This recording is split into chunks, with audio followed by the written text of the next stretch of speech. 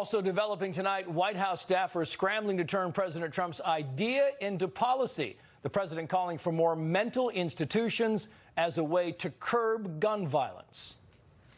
But these are mentally ill people, and people have to start thinking about it. I think we have to start building institutions again because, you know, if you look at the 60s and 70s, so many of these institutions were closed, and the people were just allowed to go onto the streets. And that was a terrible thing for our country. They closed them. Cities couldn't afford them, and they closed them. A lot of our conversation has to do with the fact that we have to open up institutions. We can't let these people be on the streets.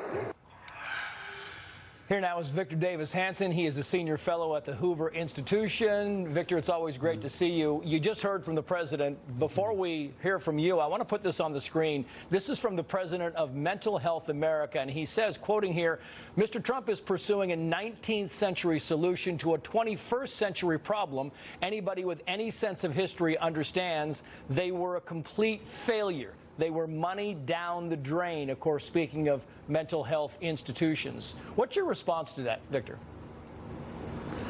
Well, they weren't a failure. It's just a question of whether they will prevent mass shootings. I'm not sure they'll make a big dent in it, but we have 600,000 homeless people. We didn't have that problem in the recessions in the 70s, 73 or early 80s.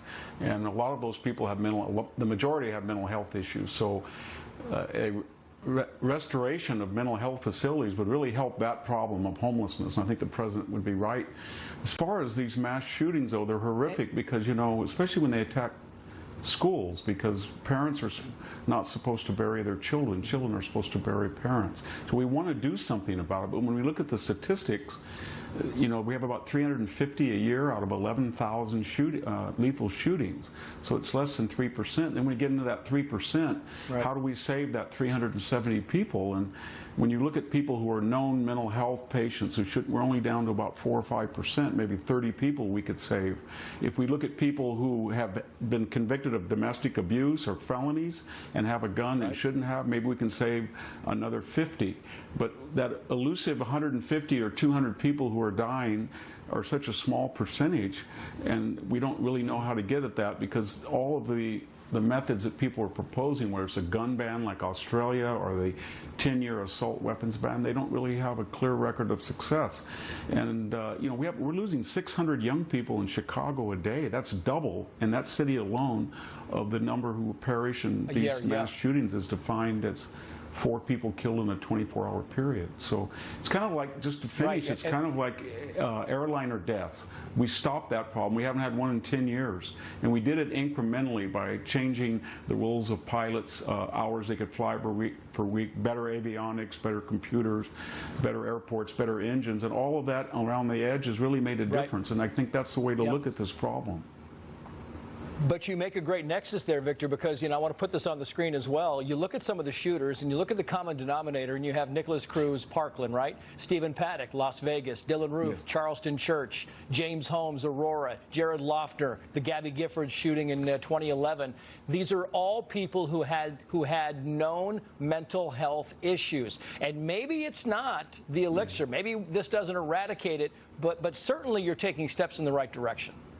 You think the public would support? Yeah, I think so. I think that's absolutely that's the approach to take, to try to do 6 or 7 things that each can incrementally help the problem. But the key is that when you say mental health problems, does that mean a diagnosis by a psychiatrist or a psychologist, or does that mean somebody that says some crazy things to classmates? And that's where you get into the tricky gray area, whether you say, well, you know what, this young kid that was talking about shooting people, let's put him in a mental institution, versus this person is on medications, he's not reacting well, he shouldn't have a gun, we have to take whatever firearms he's had access away.